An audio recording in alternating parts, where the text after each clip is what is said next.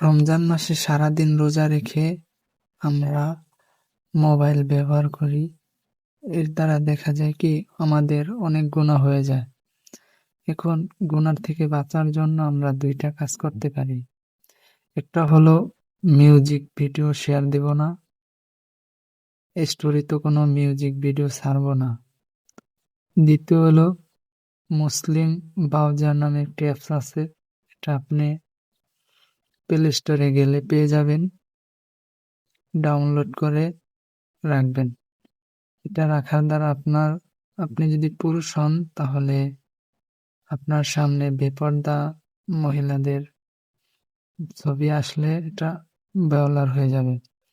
আবার যদি আপনি মহিলা হন তাহলে পুরুষের ছবি আসলে এটাও ব্লার হয়ে যাবে।